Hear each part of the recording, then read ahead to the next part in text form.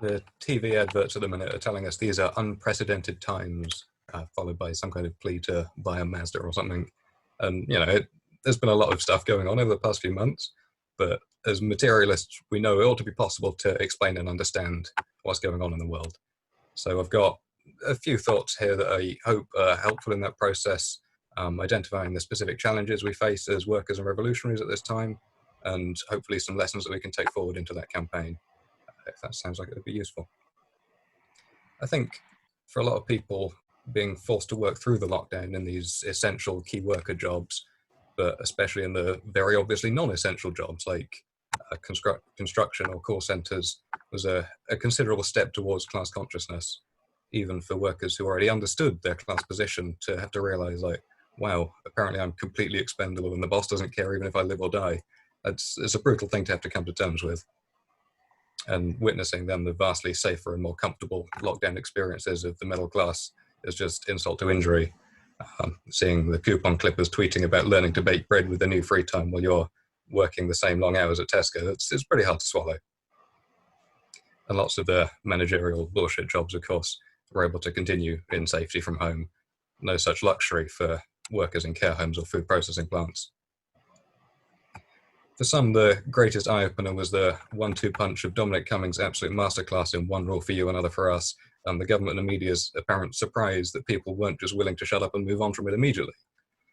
Maybe we're just not very good at getting over stuff. We haven't forgotten Grenfell, we haven't forgotten the murderous fit-to-work austerity scheme, we haven't forgotten Mark Duggan, and that's all just from the past decade. We have long memories. There's no getting over the top-down class war that the government wages with impunity against us and our class. If we're talking about the state of the world today, we've got to discuss the resurgence of the Black Lives Matter movement over the past month and a half. In Bristol, the toppling of the statue of slave trader Edward Colston served as a kind of propaganda of the deed in its best and truest sense. It's a politically and ideologically significant act, but it carries the resonant message, firstly, that racists can get in the sea, but secondly, that we're able to act without mediation. That if we want to fight racism, we have that power. We don't need to wait for someone to swoop in and fix things for us. We can just do stuff. And that's the same message you pick up from participating in the network of mutual aid groups that sprang up spontaneously at the start of the lockdown. To witness from the inside your community of people all mucking in to look after themselves and each other when the official channels are doing nothing, to be provided for by and to provide for your neighbours. As far as building confidence in class power goes, that experience is worth more than a hell of a lot of leaflets. The task then is to build that kind of organisation inside workplaces too. Under capitalism, that's where our power as workers comes from, and we're going to need to make use of that power. Both of these movements, though, have faced a challenge common to a lot of radical activity, the threat of recuperation, whether that's labour councillors choking the life out of mutual aid networks to turn them into service provision charities, or the peace police, attempting to defang the protests. Careerists and non-profits project a respectability and authority that maybe appeals to some, but we know it's the death knell for any hope of genuinely for and by the class organisation. In the context of this campaign, that could well mean butting heads with the established unions, which, as we know, are prone to draining revolutionary energy and redirecting it towards internal bureaucracy, petty reforms, or the Labour Party. We can draw analogy from the anti-racist struggle in Minneapolis. Rioting and burning down a cop shop won a promise from the city council that they'd dissolve the police force, although I dread to think what the replacement defender of capitalist property rights is going to be. After an initial outburst, the rest of the country largely took pride in how peaceful its demonstrations were. I think Portland right now is the exception, but they're still subject to extreme police violence and largely achieved little more than symbolic concessions. The strong start in Minneapolis was eventually overtaken by rallies led by liberal organisers, and it's unclear if the militancy was able to coalesce into anything lasting. So the isolated acts of insurrection are fully worthy of support, but appear insufficient in building class power for the long term. The task for us as revolutionaries then would be to support the organic activity of the working class so that it can become and remain organised. Structure like that can prevent parasitic entryists or self-appointed leaders developing hierarchical relationships over the rest of the movement. I hope that the success of this campaign might provide one starting point for that kind of organisation inside people's workplaces. Much was said and written when the lockdown was announced, correctly pointing out that the state has used the pandemic to increase its own power. while people are forced to work even through the worst of the crisis, COVID runs rampant in prisons, and the NHS struggles to keep up, the protective measures introduced criminalise human sociality and lay blame for the spread of the disease at the feet of individuals for breaking the rules. Everything about the official response to the situation individualises us and further alienates us from each other. We're going to have to tackle that head on, as it looks like things are going to get worse. It's hardly a conducive time to stable mental health, but emergency changes to legislation have reduced the number of professionals who have to agree to have you detained and removed the upper limit on the length of time to which the courts can remand you to hospital. Thousands of employees have already been let go as shops close down their brick and mortar locations, and many people out of work or on furlough at 80% wages are falling into rent arrears and facing eviction. It's been speculated that the current economic recession is going to be of a comparable scale to that of 2008. It's worth noting at this point, the pandemic precipitated the economic crisis, but the cause is the same contradictions of capitalist production as always. But just because the crises are inevitable and recurrent doesn't mean it's an easy time. It's both an opportunity to fight back, but also the time when it's most necessary as self-defense to do so. But last time round, I struggled to name many lasting concrete victories. In his book Debt, David Graeber flirts with the idea that the crises in capitalism arise when people start to believe capitalism will be around forever. And I think that's maybe backwards, that actually the belief would be a symptom of the capitalist growth that eventually causes the collapse. But it does seem like the ruling class has forgotten that in the long run it needs the workers to not die. Yeah. With the bosses and the government so clearly allied against us, it's as important now as ever that we and the class at large recognise all we have is each other. Okay, thanks for that, and Tim, that was great. Some really important points you brought up. Okay, I'm not going to speak for too long on this, but if I do, just tell me to shut up and sort of. Okay, but here's the starting point. I mean, today, the number of deaths from COVID-19 currently stand, according to the government figures, 45,000, but it will be much, much higher according to the Office of National Statistics. And this is the backdrop now. The government narrative is basically to get everyone back to work as soon as possible. And the government and the boss class basically have this motive, right? The economy, yeah, when we talk about the economy, business as usual, in other words, business as usual, or to put it in one word, capitalism. This is the idea, is to just keep capitalism running as it is. Now, they're not particularly interested in people losing jobs. Well, they are, because it looks bad for their votes. It looks bad, not that there's an election coming, but it looks bad for their popularity figures, if you like. But apart from that, it's not the big issue for them. The government response to this past and current lockdowns, and I say that because I'm speaking from Leicester here, and we're still under lockdown, is this corrupt Johnson regime basically is portrayed as some kind of eunuch or the Prime Minister of fun, if you like.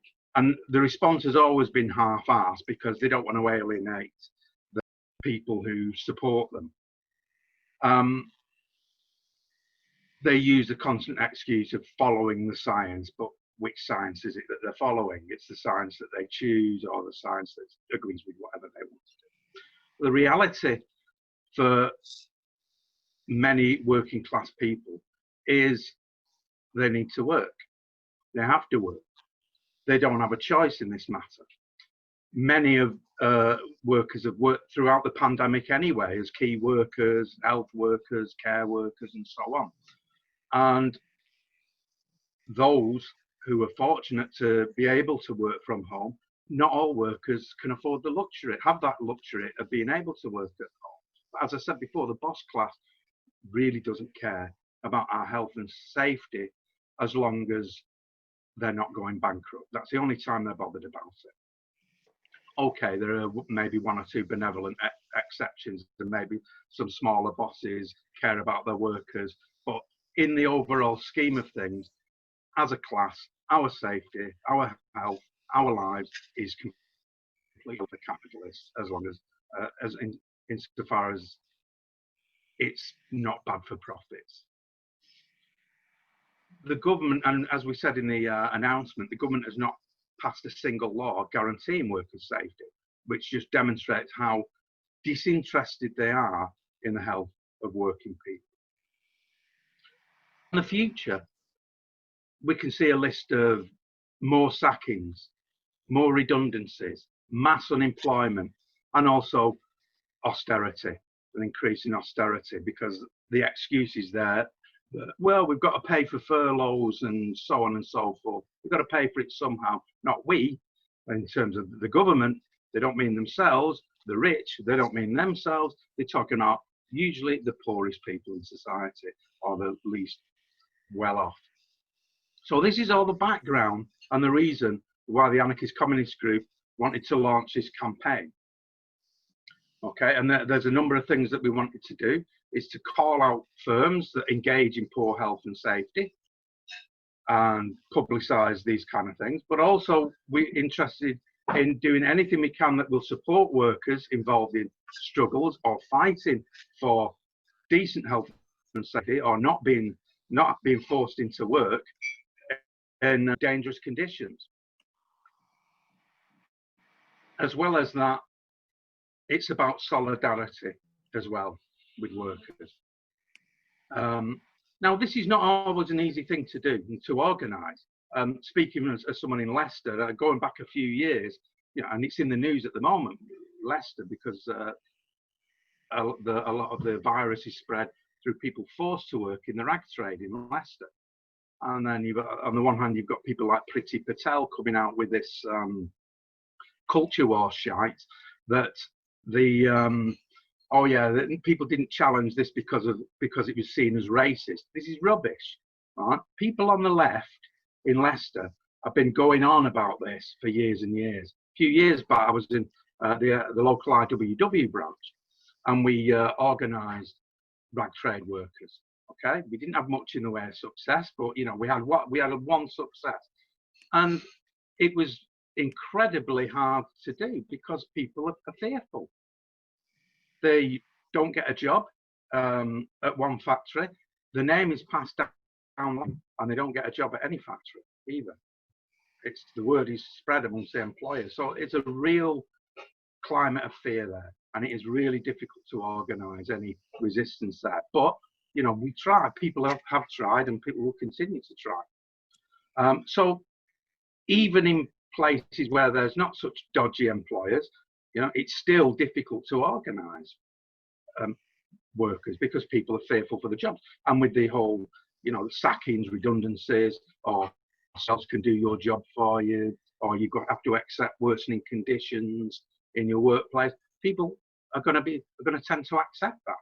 So we have to be doing what we can, raising this as some kind of campaign that's going to deal with this kind of thing. In other words, building a workers' self-defense, some kind of workers' self-defense, and also maybe local solidarity networks. Now, although the ACG launched this campaign on our website and through emails and stuff like that, the ACG categorically does not want to own this campaign.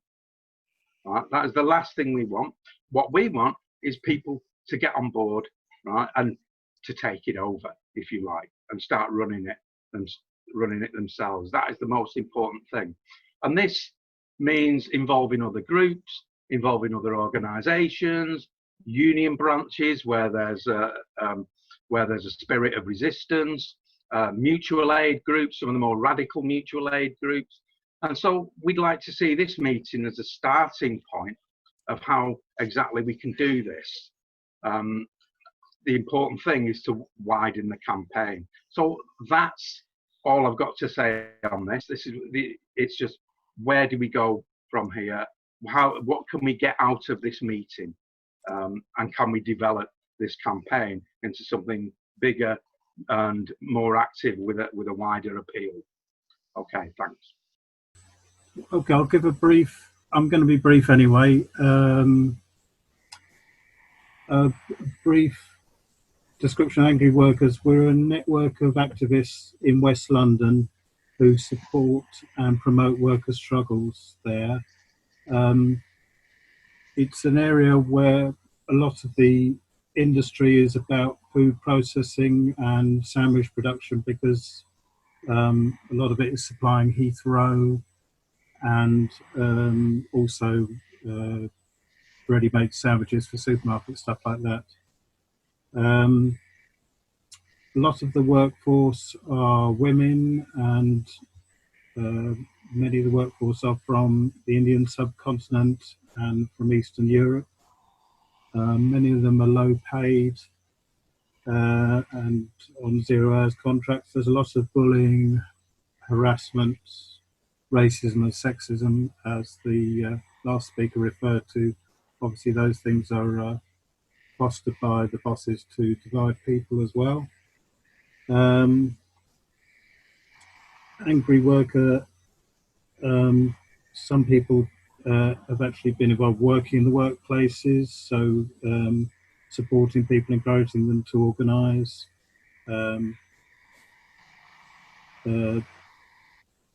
Others of us have, been supporting solidarity-wise.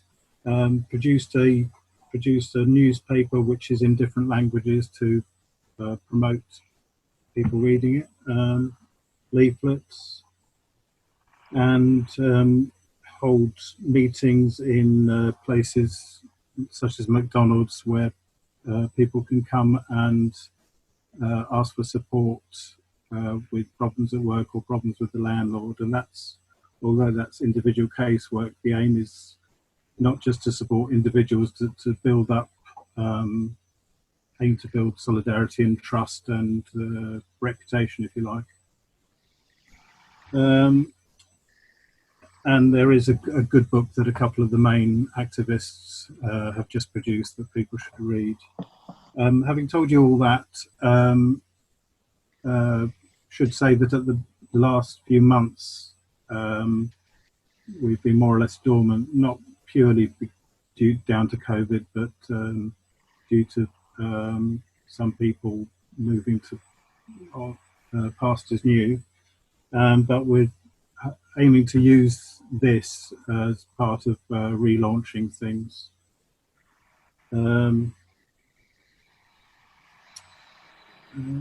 That's probably broadly it, really. That's told you what we get up to. There's myself and Joachim, who we're both here at this meeting. We're both in Angry Worker and ACG, so we're both involved. And as I say, we're hoping to use this as part of getting things going again locally.